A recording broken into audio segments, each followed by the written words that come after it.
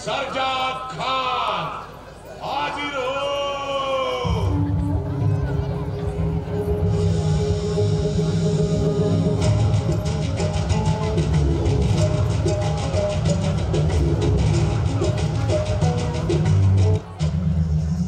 सरजा खान एक ऐसी ताकत है जो हमेशा आखिरी वक्त काम आती है, लेकिन आज हम उसे मारने वाले हैं। मारेंगे तो मर जाएगा, लेकिन अगर जिंदा रखेंगे तो हमारे लिए मारेगा, जिसे हम खाएंगे। अगर हमने तुम्हें जिंदगी दी तो आज से ये जिंदगी आपकी। अगर हमने तुमसे कहा कि संभा को मारो तो मारूंगा, जरूर मारूंगा। तो हमने तुम्हें जिंदगी बख्श दी।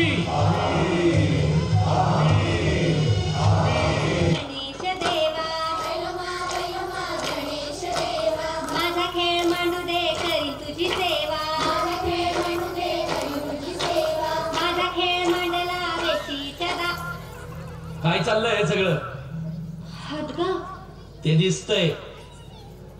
तारा बाहेर सरावाला जायचं सोडून इथं काय करतीये? बोला. हादगा पोरींचा लाडका खेळ आहे, ते खेळणारच की. ते बदलतंय वय. सगळं बदलतंय.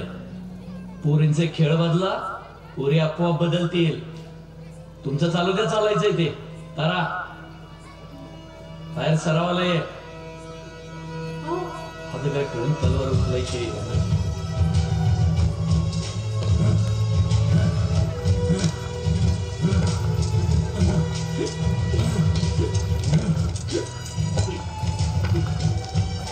गनिमाच्या डोक्यात जर बसला घाव तर तो बिनबी पर्यंत चिरत गेला पाहिजे. जोरला मोहितेस तू. तुझे खेळ बी वेगळे, खेळणी बी वेगळी.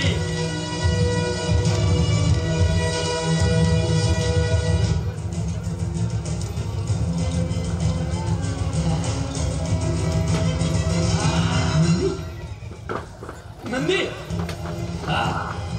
ये नंदी. अरे बाबा काय झालं? सरजा खान जिवंत आहे. 40,000ची फौज घेऊन रायगडावर निघालाय. संभाजी महाराजांना मारायचा हिडा उचललाय त्यांनी. तेवढा येणार ना माझ्याकडे. छातीची चाळण झाली, पण पाठीची गाळण नाही होऊन दिली. महाराजांना वाचवा. जय भवानी.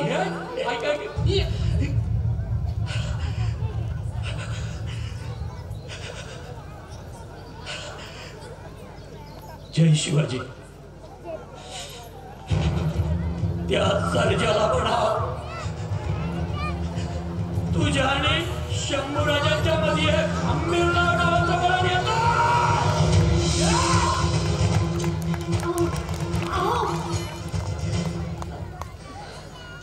आज औक्षण राहिलं. आज आम्ही इथं औक्षण करून घेत बसलो आणि तिथं माझ्या राजाला काय झालं तर या मातीत परत कुठलीच बाई तिच्या नवऱ्याला वावळायची नाही. रायगडावरून निरोप आला तरी जाणार नाही असा शब्द दिला होता ना तुम्ही आम्हाला. पण निरोप रायगडावरून आलाच नाहीये पोरी. रायगडात साठी आलाय.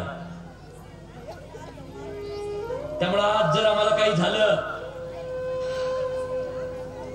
तर मोहित्याच्या बायकांनी आता तलवारी घेऊन सीमेवर जा.